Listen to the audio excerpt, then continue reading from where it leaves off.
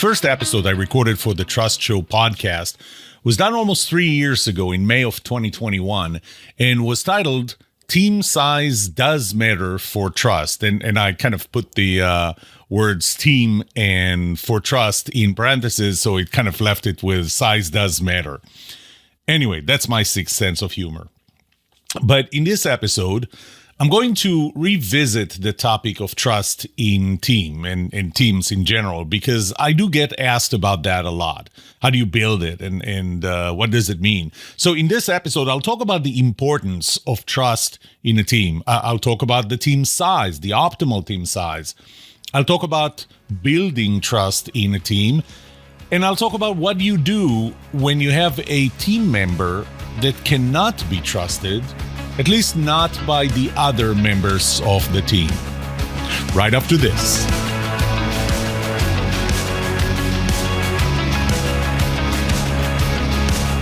Welcome to the Trust Show. I'm Yoram Solomon, your host, the author of the Book of Trust, and facilitator of the Trust Habits Workshop. My mission is simple. I want to help you form habits that build your trustworthiness, because the answer to this question will have the biggest impact on your personal and professional success or failure. Can I trust you?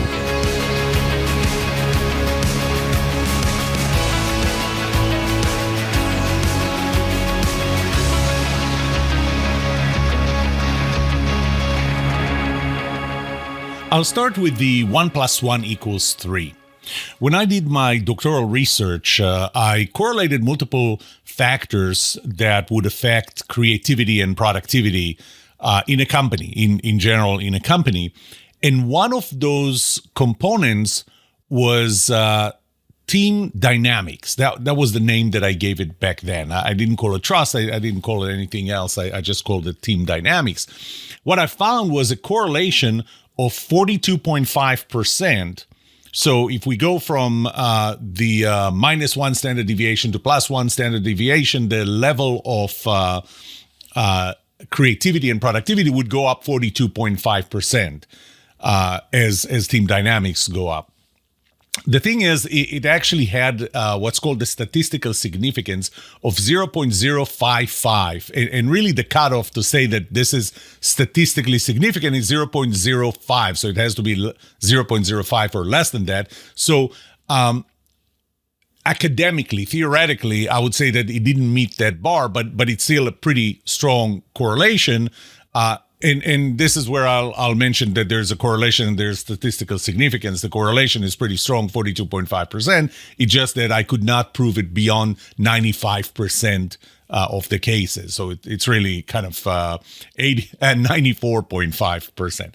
But that's fine. There is a correlation. I did find a correlation between team dynamics, what I called team dynamics, and creativity and productivity in a team. So it is important. As over the years, so this was, I did that in 2008 through 2010.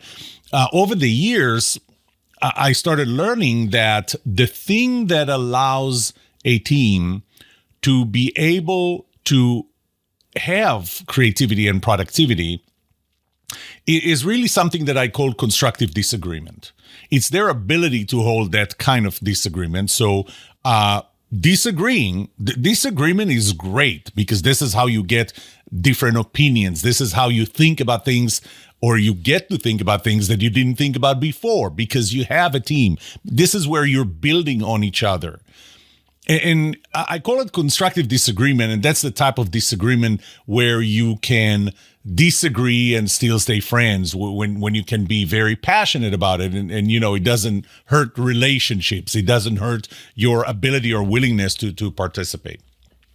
So I kind of put constructive disagreement on a continuum, on a range that starts in the middle. There is constructive disagreement, and that's the highest level of creativity and productivity.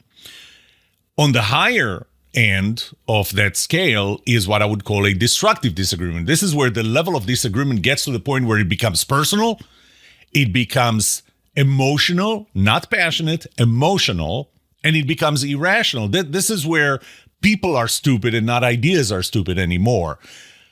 That lowers the level of creativity and productivity, significantly lowers them. But there's a problem on the other side. And the other side is where we have what I call the politically correct disagreement. This is when we have the meeting before the meeting after the meeting, just not the meeting during the meeting. And you know what I talk about. Well, this is where people don't say what they really think. They don't say what you need to hear. They say what they think you want to hear so that they don't get affected in any way. Well, I posed a question in one of my studies back in 2017. I posed a question about people's willingness to hold a constructive disagreement, or what are their opinions or feelings about disagreeing with other people in their team. And I compared their answers across two different types of environments, the high trust environment and the low trust environment. In the low trust environment, people were 10 times more prone to say disagreements are not effective. I don't like disagreeing. I try to avoid disagreements altogether. 10 times more. 61% of people in low trust environment said those three things versus only 6% in high trust environment. On the other hand, the other two options that were we can disagree and it's not personal, or we can even passionately disagree and stay friends, those were 141% more in the high trust environment than in the low trust environment. So there's no doubt that having a high level of trust in a team allows you to hold constructive disagreement, which in turn allows you to be productive and creative, allows the team to be productive and creative. And this is where you get to the 1 + 1 = 3. There was another study done, I believe the same year, 2017 or 2015, by the same time frame. And that research, not done by me, was covering 102 different projects in different industries. And what they correlated was the effectiveness, the performance of projects in organizations, in project teams that had high trust versus project teams that had low trust. And what they found was that project performance in critical projects, in high performing project performance went up 45% if the level of trust was high. So that's 45% better on time, on budget, and on specifications. 45% higher. Now, there are a lot of other things that trust has positive impact on. I couldn't actually, to date, find any reason why trust would have a negative impact on anything in the organization or in any relationship. So there are a lot of positive things, but those are the ones that would focus on the team itself, the trust in the team itself. And those are pretty significant consequences. By the way, if I go back to the constructive disagreement, the requirements for constructive disagreement, or the, I'll call it the prerequisites, the conditions for the ability to have a constructive disagreement are: 1, that you're willing to be vulnerable; 2, that you're willing to give the feedback that the other person needs to hear, not what you think they want to hear; and 3, that you're receptive to feedback. Okay, those 3 components. So I compared those across high trust and low trust environments. What I found was that in high trust environments, people are 240% more willing to be vulnerable than in low trust environment. What does it mean to be vulnerable? Ask stupid questions, suggest stupid ideas, not be afraid of what the other person is going to do with what you said. You know, it's when you are worried about what the other person is going to do with what you said that you start to hold back. And when you hold back, there's lower creativity, lower productivity. Well, that's one. The second one is feedback. The willingness to give feedback, and not just any feedback. It's harsh feedback. It's the feedback the other person needs to hear rather than the feedback that you think they want to hear. That willingness goes up 106% when trust goes up. And finally, it's the receptivity of feedback. It's the fact that you trust that the other person is really trying to help you. And if you don't think that when they give you feedback, they're trying to help you, then you're not going to act on that feedback. You're not even going to probably listen to that feedback. And your openness to that feedback, your receptivity, as I called it, is critical for, once again, creativity, productivity, and even individual development, personal development. That ability goes up 76% when trust is high than when trust is low. So once again, there are a whole lot of reasons of why trust is important to team performance, and therefore why trust is important to get the 1 + 1 = 3 rather than 1 + 1 = half. Let's talk about team size. So one of my hypotheses was that the bigger the team size is, the less trust you can build there. That was a hypothesis. This was a gut feeling initially. Now it's supported by research. And, I'm going to start with Robin Dunbar was a British anthropologist. And he studied multiple species, multiple mammals, I should say. And what he did was he correlated the ratio of the neocortex volume in the brain to the overall volume of the rest of the brain. And he correlated that to the group size, the social group size of different species. What he found was a correlation beyond statistical significance. And at a 95% confidence, he found that for humans, we are at about 147.8. That's the average size of our social network. He actually said that the 95% confidence would be anywhere between 100 and 231, but it's the same order of magnitude. It's not in the thousands and it's not in the single digits. But there is another thing to consider, and that is there are different levels of trust that you would have in different groups. What is the level of size of trust that you have in the group of 150, like his average, Dunbar's average? Well, that would be what he refers to as casual friends. You know who they are. When you see them, they typically bring a smile to your face. You ask them, hey, how's it been? And so on. But you're not in daily contact with them. I mean, those are not the people that you trust the most. Now, we can go bigger, wider. And it's like, how many friends do you have on Facebook? Well, I think I have like 4,000 friends on Facebook. And I use the word friends pretty loosely here because, how much do I really know all of them? Or do they really know me? How much would I trust them, right? So let's go the opposite direction and start getting smaller and smaller and smaller. And the smaller it gets, the more you trust them. There's think about your family. Think about your closest friends. Do you trust everybody in your life as much as you trust the smallest group of 5 friends? Probably not. One of the questions that I heard is... and it's a great question. Think about this. Ask yourself, how many people do I trust to help me hide a body? Right? Think about that. 150 people, 5,000 friends on Facebook? No, that's a very, very small and highly exclusive group of people. If you think about it, by the way, this is how military works. I mean, there is corps and there is a division would have about 1,500 people. Give or take, different militaries, different divisions, different military units. Battalion has 500, company has 150, platoon about 50, squad 15. But when you hear of a Navy SEAL team going somewhere, you hear about a team. That's 5 people. For the Book of Trust, I interviewed a former Navy SEAL and asked him about it. And most of their actions were done in a small team of 4 or 5. And there's a reason for that. So the smaller the team is, the higher the trust is. But why? Why does it happen?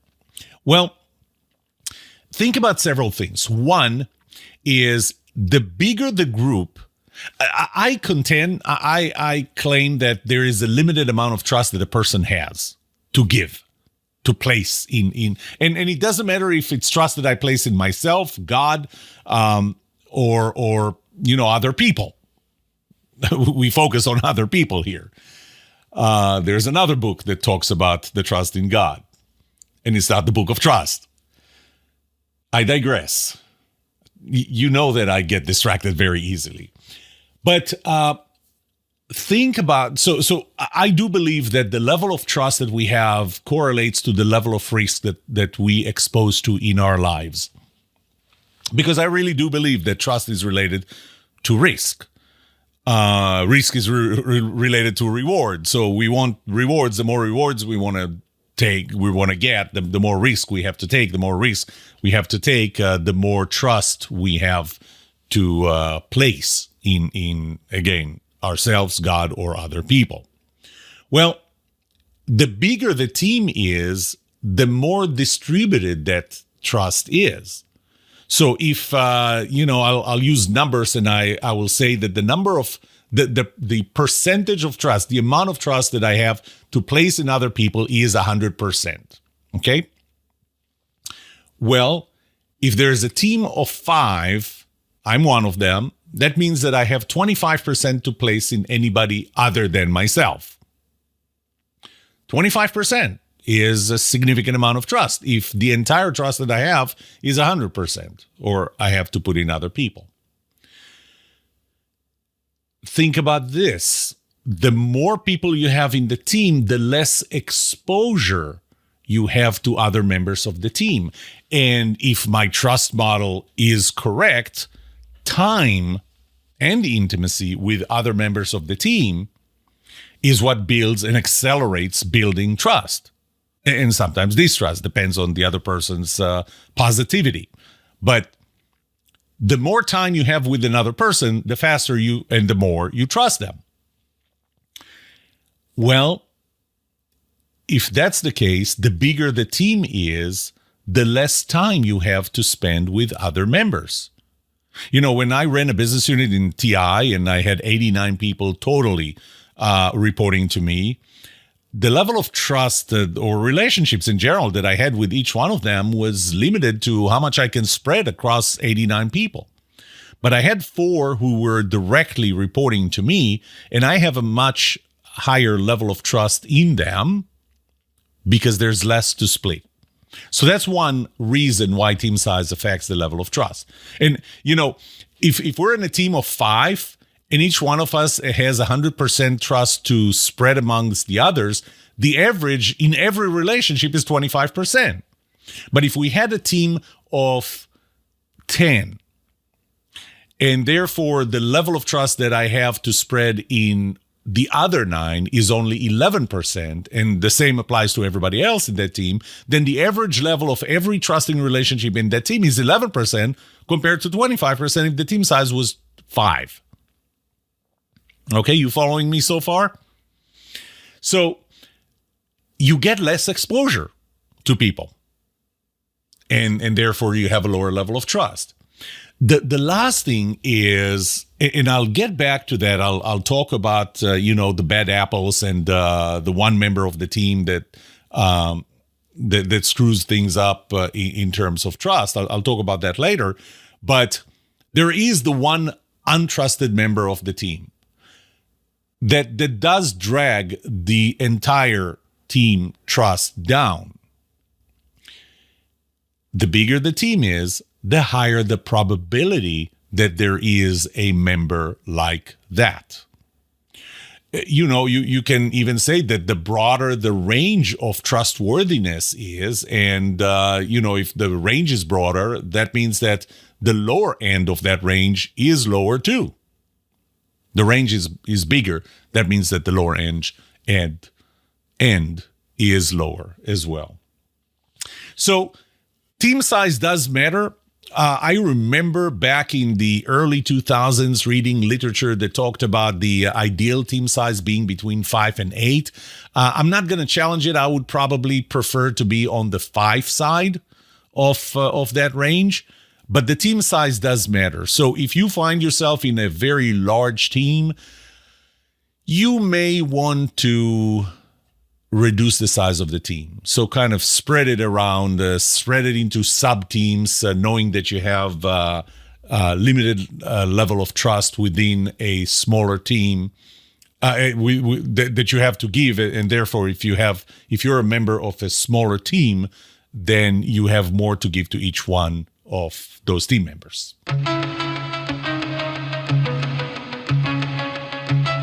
So how do you build trust in a team? In my workshops, I have different levels of workshops, and I build it as a pyramid with 4 layers.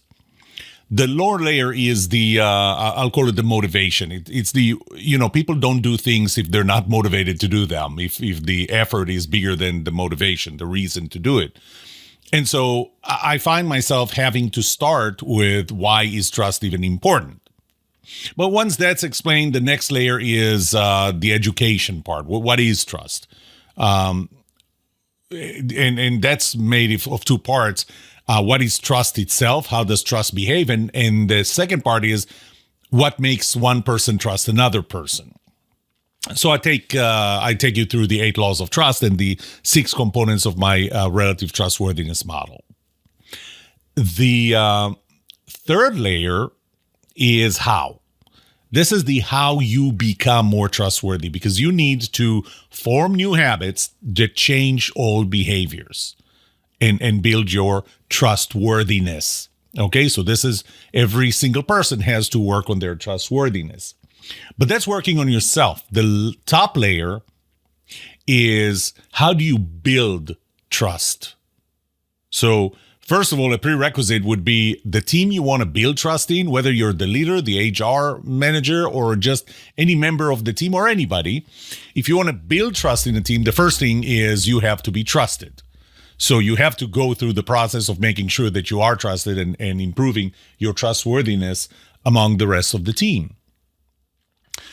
This is kind of the old analogy of put your mask on first in an airplane. If the oxygen mask drop, they tell you put your mask on first, because only if you have a mask, then you can help others. If you don't have a mask and you suffocate to death, then you're not going to be able to help anybody else.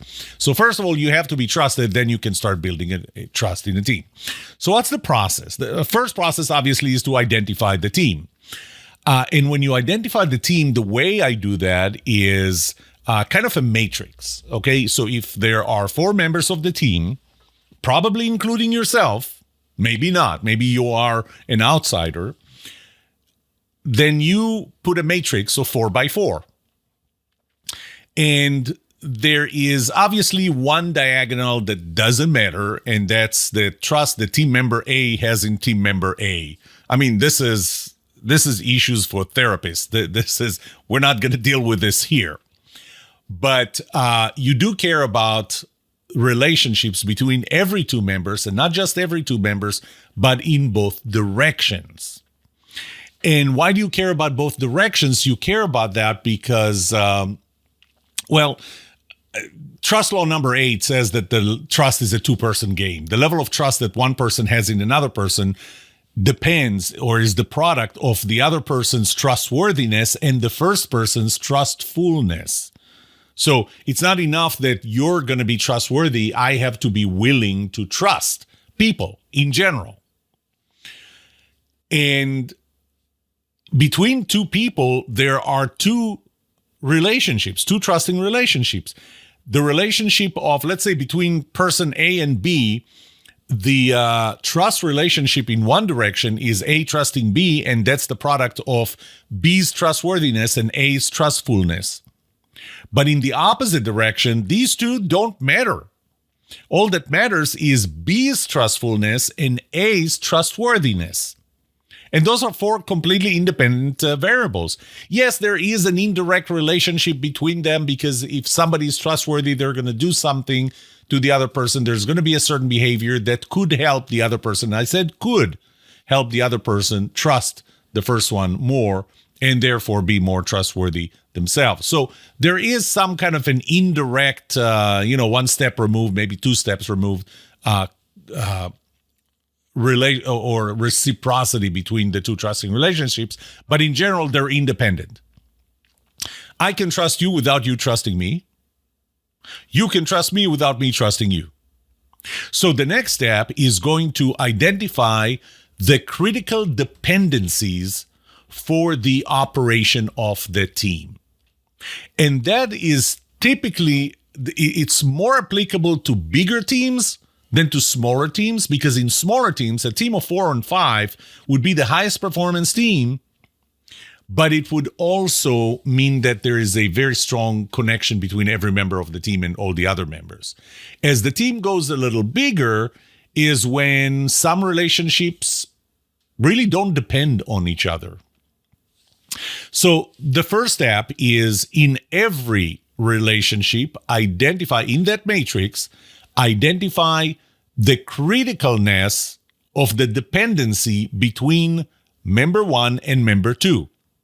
And again, separate the dependency that member 1 has in member 2 from the dependency that member 2 has in member 1. Member 1 may depend heavily on member 2, but member 2 may not depend heavily on member 1. It's something to keep in mind. So the next step is you identify those dependencies. And from the get-go, the low dependency relationships, and again, it could be in one direction is low dependency, on the other direction is high dependency. The low dependency relationships, I want to say ignore them, but let's say de-emphasize them, deprioritize them. Prioritize where you have the highest critical dependencies in one direction. The other direction needs to be treated separately. That's why it's a matrix, so 4 by 4. That's why there is a box, there is a cell in that matrix for C dependence on A, and a different box for A dependence on C, dependency.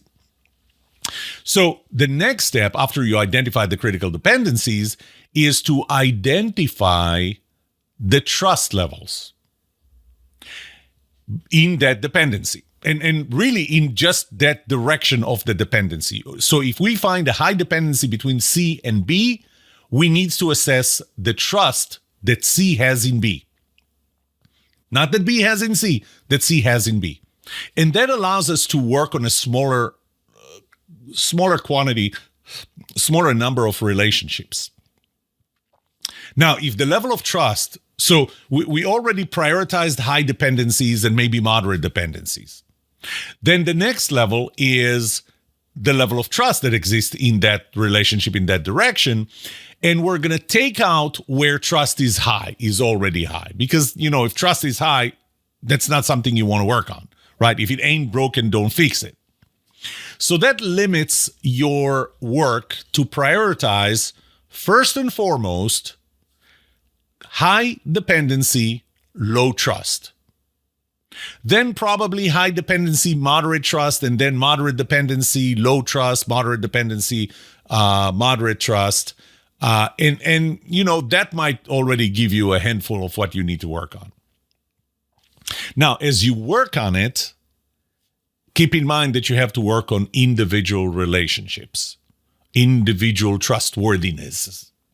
So if you identify that D has a high dependency on C and low level of trust, you need to work on C's trustworthiness in the eyes of D, not in the eyes of anybody else, because remember the third law of trust is personal. The same behavior that would cause one person to trust you could cause another person to distrust you. So we work on an individual relationship, individual trustworthiness.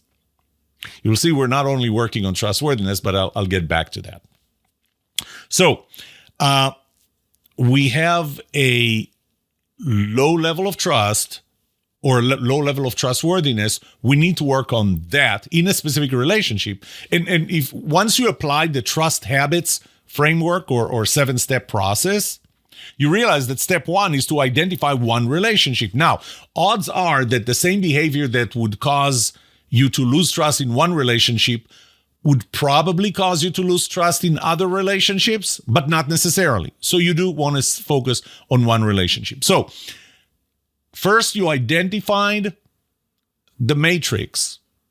In that matrix of all team members, in that matrix, you identified the highest dependencies. Of the highest dependencies, you identify the ones with the lowest level of trust. And you take the trustee in that relationship, the person that needs to be trusted, and you work on their trustworthiness. Okay, that's how you build trust in a team. Identifying the critical dependencies is relatively easy. I mean, you know what each member of the team does, and you can simply ask, in your work, who do you depend on? And by the way, this may vary over time. As the project progresses, there's more dependency on one member, less dependency on another. So we have to keep in mind that that's a moving target. But for this point in time, for this moment in time, we want to focus on the critical dependencies, the most important dependencies. And the next step is really to define whether there is trust or there's no trust. There are two ways to look at it. When I talk about diagnosing trust, I talk about two things: symptoms that are the result of trust, and call it prerequisites, but those are really the behaviors that cause trust to be high or low. The behaviors are a little harder to measure. They're not hard to measure by themselves, but the thing is, you may be measuring something that the person that needs to trust doesn't care about. Or you may not be measuring something that the person who needs to trust does care about it. So this is where it becomes relative. So I wouldn't focus necessarily, at this point at least, on the behaviors, the 6 components of the trustworthiness model, the relative trustworthiness model, but I will focus more on the symptoms. So let's look at the person who's supposed to trust the other person and see how they behave with respect to that person. So I'll give you examples of how do you know that one team member doesn't trust another team member. Again, those are the symptoms. These are the outcomes. The outcomes of low level of trust. They don't include that member in meetings. They avoid disagreeing with that member because, they're afraid. They don't trust the reaction to disagreeing with them. They talk about that member behind their back. They don't give the member feedback even when that member asks for it. They don't take any feedback from that member seriously. They would rather do things themselves than ask this other member. They're not willing to be vulnerable with this member. And there's a long list. I'm sure that you can come up with a long list of symptoms that one member doesn't trust another. So you have to start looking at those symptoms. By the way, I gave you examples for what happens when a peer doesn't trust you. But how about your boss? Your boss would micromanage you. If you see the leader or the boss, really the manager of the team micromanaging another one, sometimes it even happens at the same level of peers.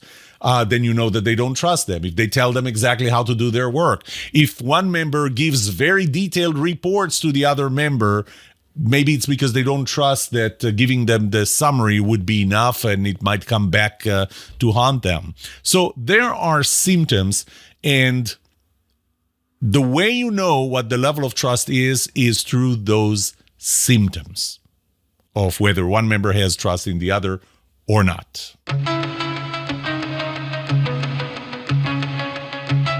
There is one more thing that I want to talk about, and that's the weakest link, like the TV show, The Weakest Link. It would come as no surprise that the strength of a team is as strong as its weakest link. I want you to think about this. We have a team of 4 of us. The 4 of us have been working together for, the last 15 years. We know each other well. We know each other's families. We've done things together. We went through things together, some terrible things together. None of us is perfect, but we are at the point where we can really, really trust each other at a very high level. Then they drop a 5th member to our team. Oh, we need to add somebody to your team. Here she is, or he is. What do you feel about them? Well, I don't know them. Now, I'm not saying they're bad. I'm not saying they're not trustworthy, but it's just like any technology that you're not willing to trust until somebody else tried it long enough. or you yourself used it long enough to trust it. Same applies with members of the team, maybe even more so. So we don't trust that person, not because they're bad, not because they're not trustworthy, but simply because we didn't have enough time. And maybe it is because there is a personality incompatibility. Okay? So what happens to the team dynamics? I mean, if it was just the four of us and we've known each other for very long, we're very open, very trusting with each other. When I say very open, we're also very vulnerable with each other. You know, I'll tell you anything, and I know that it's not going anywhere, frankly, because for the last 15 years, I've been telling you things and they didn't go anywhere I didn't want them to go. So we have a high level of vulnerability, our ability to give feedback, our receptivity to feedback. But then this new member comes in, and I'm not willing to be vulnerable whenever that member is in the room with the rest of us. Even though I trust three of you very, very high, that one new member limits our trust. So I'm not going to call it the weakest link because it's really weakest link through the fact that they just joined the team. So having a member join the team has to be done in an accelerated way. Think about how the Blue Angels add members to their team and the process until they actually let that member fly with them and they trust that member. It's a process. It takes a while. So if you add a member to the team, you have to accelerate trust. You have to start working on it from day one on the trustworthiness of the new member. But sometimes the new member is, and not necessarily a new member, could be an old member that's a bad apple. And when I say it's a bad apple, there was research done on this term, bad apples, in a team. And what they found was that the worst behavior in the team drags the rest of the team, the behaviors in the rest of the team. When somebody joins the team being very, very cynical, it drives the cynicism of the rest of the team. So one member of the team can really drive the behaviors in the rest of the team. Now, what if that member of the team is not trustworthy, not because we haven't spent enough time with them, but really because there is a very strong personality incompatibility in that team that neither one is willing to change? Well, that's going to be a problem.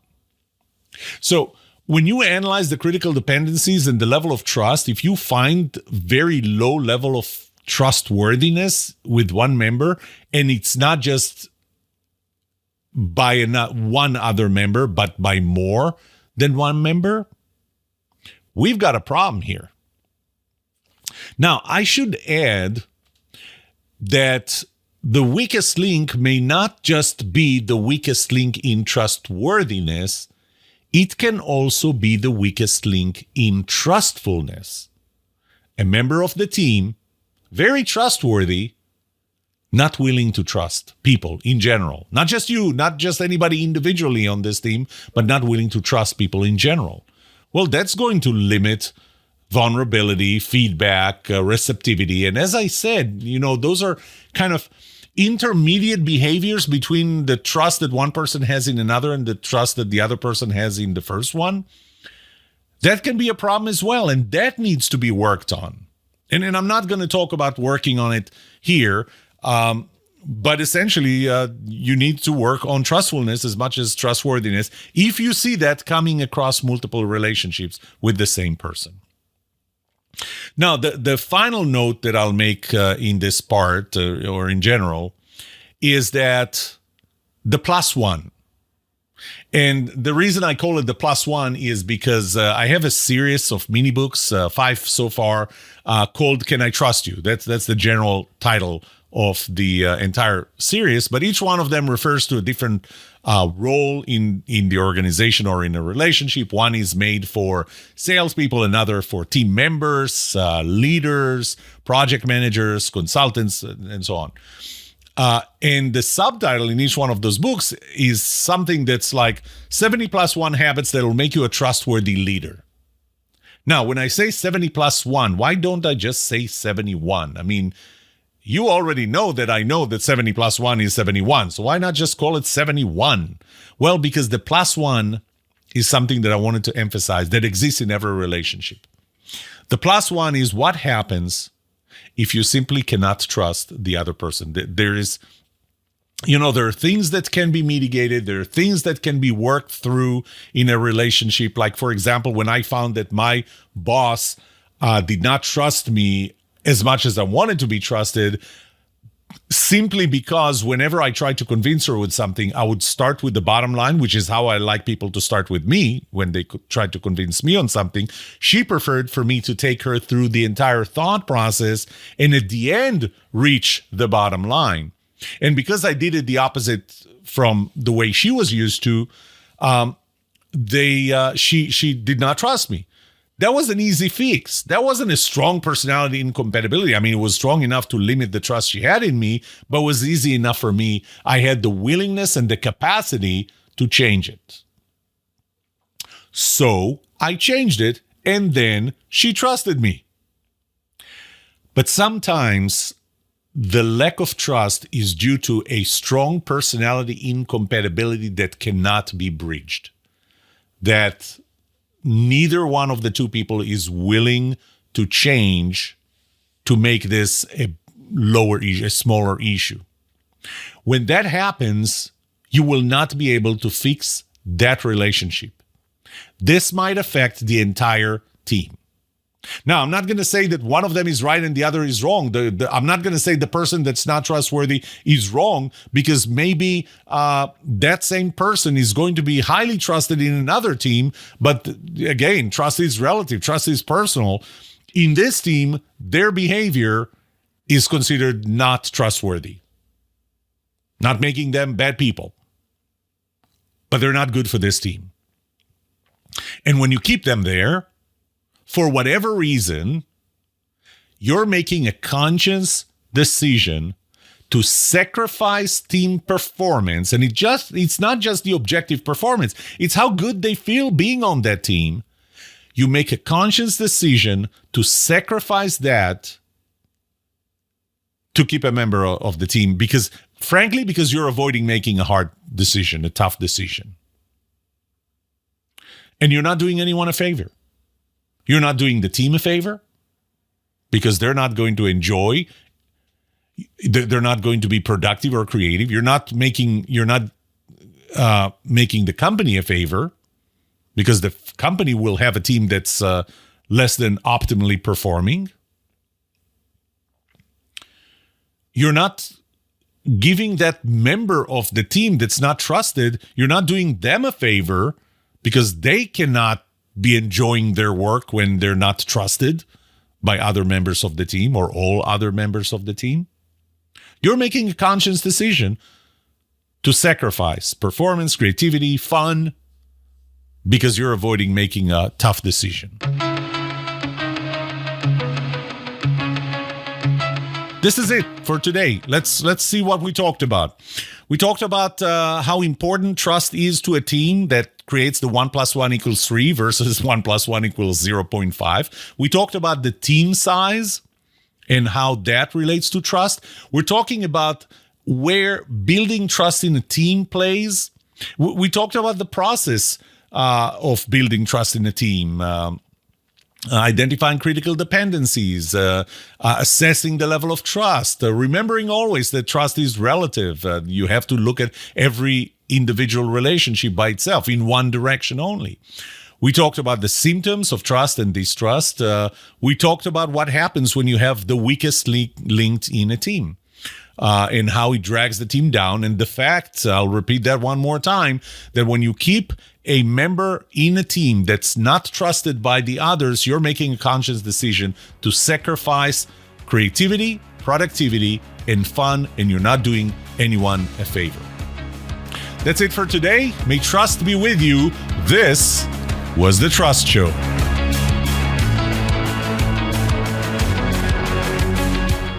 What would you like to know about trust and trustworthiness? Let me know and I'll answer it in a future episode. I would love to hear from you. Email me at yoram@thetrustshow.com. If you like this episode, subscribe to the show so you will automatically get notified when I release a new episode. Rate it. Write a review for this podcast because those ratings help not only you, but also others looking for podcasts just like this. If you're looking for more resources to learn about how to build trust, be trusted, or know who to trust, look up my workshops, online courses, books, or go to my website, trusthabits.com. And remember that the answer to these two questions will have the biggest impact on your personal and professional success or failure. Can I trust you, and can you trust me? Thank you for listening or watching The Trust Show.